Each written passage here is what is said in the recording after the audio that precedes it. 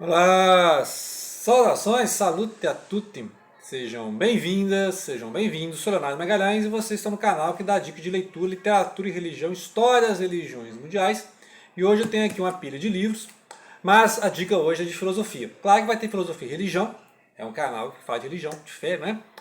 Vamos começar lá nos Platão e Aristóteles da vida, aí, né, que é a filosofia helênica clássica, né? Todo mundo está digerindo aí o Platão e Aristóteles. De Sócrates, né? Porque o Sócrates, Platão, Aristóteles, né? E vamos começar então logo aqui com um diálogo interessantíssimo, né? Não vou falar de toda a obra do Platão, sem condição, né? Então, um diálogo eu vou destacar hoje que é o do Fédon, que é justamente a morte do Sócrates, né? Sócrates foi condenado a tomar cicuta, que é um veneno. E aí vai contar aqui o último, né? O último diálogo de Sócrates falando sobre a imortalidade da alma. Então, o tema aqui é a alma, tá? A alma sempre existiu, a alma onde é que a alma é criada, né? A alma passa de uma pessoa para outra, de um corpo para o outro, né? E aí tem as várias correntes na época que vão dar origem depois aos neoplatonismos, os gnoses, que é justamente essa questão das teorias das origens da alma, tá? Então tem várias correntes que vão trabalhar isso aí, a questão da alma, tá? Então, aí aqui também nesse volume aqui tem o político, né? Eu não falar aqui da República, que aí é o aspecto político, que tem também essa questão da alma lá no Aristóteles e tem a questão política também no Aristóteles, tá? Então, o Fédon em si, você quer saber quem que é o Sócrates? Então, é o último diálogo antes do Sócrates morrer, tá? E ele aceita a morte porque para o filósofo a morte é natural, é a libertação da alma do corpo, né? Então, o filosofar é preparar para a morte, né? Filosofar é estar preparado para a morte, tá bom? Então, isso aí, os diálogos do Platão. E aí, o outro famoso, né? Além da República, tem o Banquete, que fala do amor, né? Os amantes e tal. A República vai tratar justamente da questão da política, né? Então, a preocupação da polis, né? Política, polis, a cidade-estado grega. E a República vai ter aquela alegoria da caverna, tá? Aqui que tem a alegoria da caverna, o cara tá na caverna, tá? Vai ver a luz, uma fogueira, aí ele vai sair da caverna, vai voltar, lá fora tem um mundo. É aqui que tem, tá?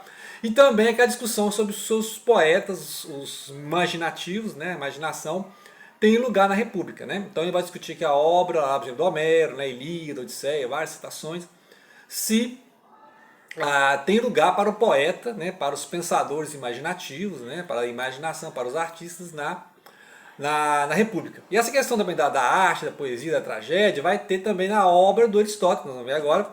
Na obra do Aristóteles tem sobre a alma e tem aqui, nesse volume, tem a questão da política, a questão do órgão, que é a lógica, e o mais importante aqui é a poética, né? A poética sobre as tragédias gregas, né? Aquela questão da mimes, a questão da catarsis, que é quando você vê uma peça teatral, uma tragédia e tal, né?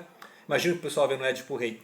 Então, Aristóteles é a coleção de pensadores. Nesse volume tem poética, órgão e política, né? Que vai tratar então de poética, literatura, a questão da lógica, órgão e a questão da política, a administração da polis. Tá? Então ele vai desenvolver toda essa teoria lá, a monarquia, né?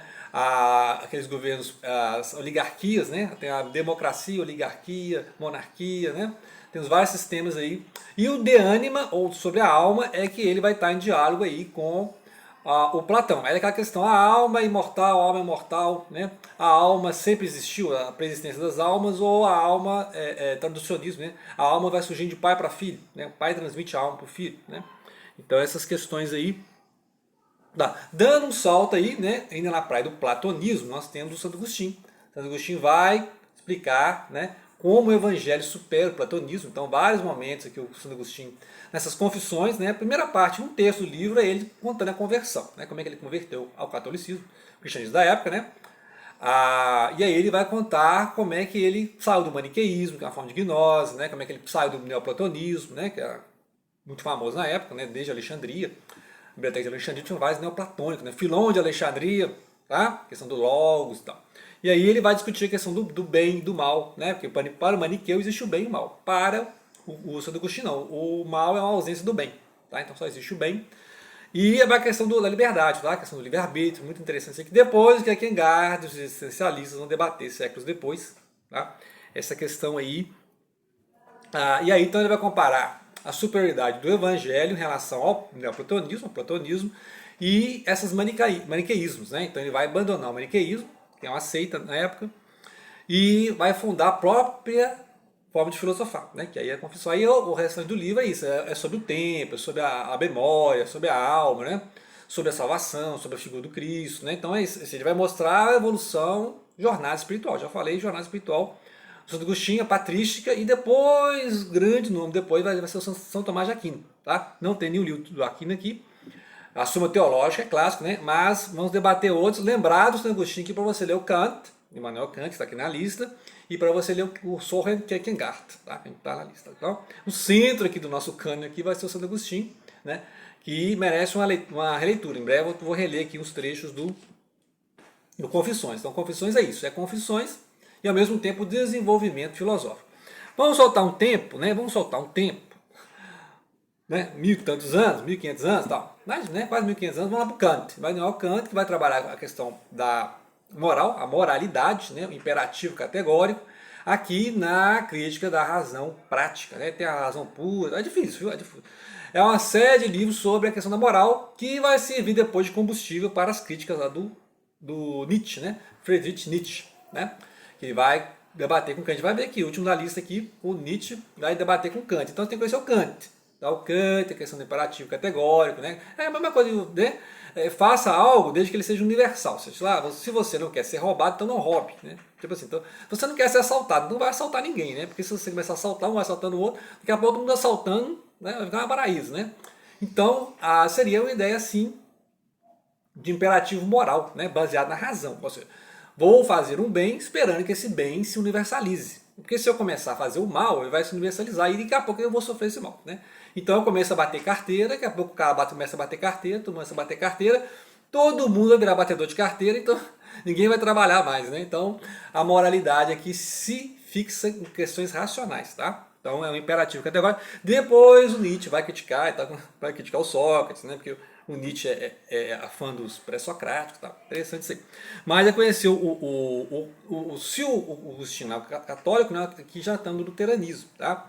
E aí o Kierkegaard também já é luteranismo, né? Estamos falando de Alemanha e Dinamarca, tá? Então Kant aí já é iluminismo, tá? Todas essas questões racionalistas, a questão da razão, e aí a questão da lei moral. Então é isso aqui. Basicamente é isso, depois que o Nietzsche vai trabalhar lá na genealogia da moral, Gaia Ciência, tá? O Filosofia com Martelo, que a gente vai ver aqui. Então, a base do Kant. E é um livro fácil em relação a outros que eu já tentei ler, né? É igual a ler Hegel, né? Igual a Hegel, Heidegger. Não é um filósofo fácil, tá bom? Então, não é fácil. Um filósofo mais fácil, né? Que veio depois do Kant, é o Soren Kierkegaard, né? Que é um existencialista cristão, luterano, né? Da Dinamarca, Lutero, né, após o Lutero ali, e ele vai debater a questão do salto de fé, a questão da angústia, a questão do pecado original ou hereditário, né? Quem que veio antes, o pecado ou a angústia, né? A angústia que causou o pecado, né? A questão do livre-arbítrio, a questão da liberdade, porque a questão da liberdade é central para o existencialismo. Depois vai ser desenvolvido pelo Dostoiévski, pelo próprio Nietzsche, né? Vai ser desenvolvido depois aí por Sartre, Simone de Beauvoir, Albert Camus, né? O Heidegger, o Husserl, né? Quem mais? Eu, da galera, né? Quem mais vai falar aqui? O Benjamin, o Otto Benjamin, a Hannah Arendt, né? Hannah Arendt, o Habermas, Hermann Hesse, a galera, tá? O pessoal existencialista, que foi o top do século XX, tá? O século XX foi bem existencialista, o pessoal todo falando a questão da liberdade, do livre-arbítrio, né? A questão da responsabilidade, o Sartre fala o tempo todo, vocês são livres, você tem que ser responsável, tá? O livre-arbítrio é aceitar a responsabilidade. Agora, tem aqueles que não trabalham com livre-arbítrio, que é, por exemplo, o Spinoza, né? Baruch de Spinoza não trabalha com livre-arbítrio, e o Friedrich Nietzsche, né? O homem do martelo, que faz filosofia com martelo. O Crepúsculo dos Ídolos, então, vai reagir aí a Kierkegaard, a Kant, ao Schopenhauer, né? Que é outro filósofo importante aí. O Crepúsculo dos Ídolos é ensinando a martelar mesmo, né? Filosofia com martelo, porque o Nietzsche vai tentar desconstruir toda essa construção moral cristã, né? Pós-Grécia, porque para o Nietzsche o ápice da humanidade é a Grécia, né? E o período ali pré-socrático. Depois de Sócrates, sai ladeira abaixo, né? Para o Nietzsche, depois de Sócrates, ladeira abaixo, o Nietzsche, que está certo um monte de coisa, né? Questão histórica, a questão, né, do pensamento histórico, eterno retorno, muita coisa interessante de filosofia dele, mas como ele veio no momento de pós-iluminismo, de positivismo, etc., né? Aí aquela questão do Deus está morto, não é que Nietzsche falou que Deus está morto, não, isso já estava circulando, né? O Nietzsche apenas levou últimas consequências, Gaia Ciência, né? Então não é que o Nietzsche proclamou, Deus está morto, não, isso já era desde o iluminismo, desde o deísmo, né?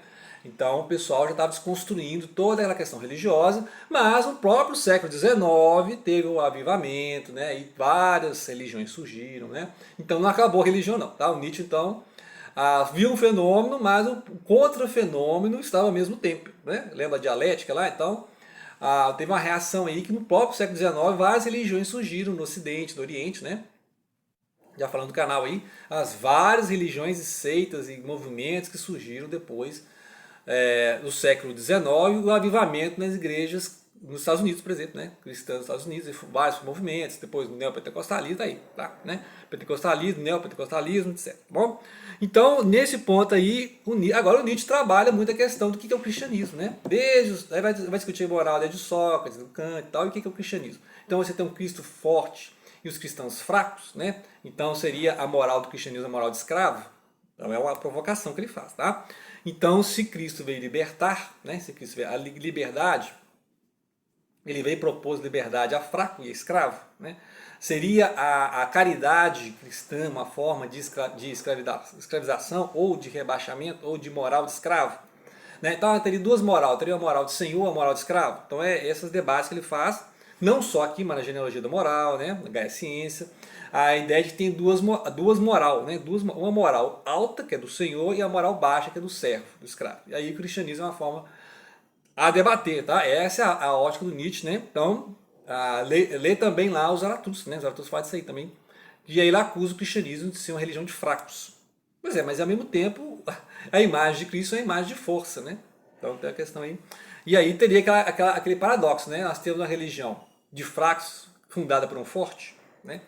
A Paulo também vai debater isso aí, né? O apóstolo Paulo vai debater isso aí, a questão da dependência que o cristão tem da força de Cristo, né? Então o cristão é fraco, vamos dizer, o cristão é fraco, mas ele depende da graça divina, por exemplo. Tá? Então esse debate aí é um debate tanto, tá? Mas aí tá a listinha de indicações, tá? E grato pela atenção, não deixem de compartilhar.